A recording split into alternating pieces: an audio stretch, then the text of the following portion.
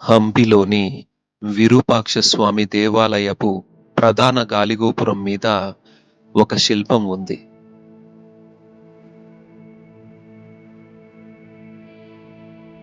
ఈ దేవి పేరు లజ్జగౌరి అని అంటారు. ఈ దేవి తన రెండు కాళ్లను విస్తరించి తన యోని భాగాన్ని చూపిస్తూ ఉత్థానపాద భంగిమలో కనిపిస్తుంది. ఈ దేవి సంతానోత్పత్తి, సమృద్ధి మరియు లైంగికతకు సంబంధించిన ఒక పురాతన హిందూ దేవత.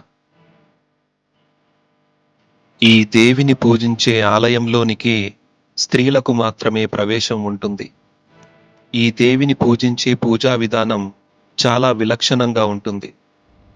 స్త్రీలకు వచ్చే శారీరక ఆరోగ్య సమస్యలను ఈ దేవిని ఆరాధించడం వలన స్వస్థత కలుగుతుందని నమ్మకం ఉంది.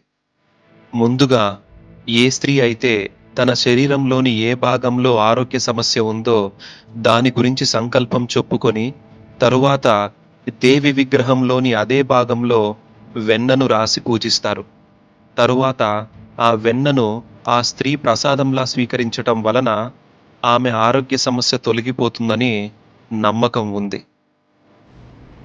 మీ జియో ఎక్స్ప్లోరర్ నవీన్ గుట్టూరు.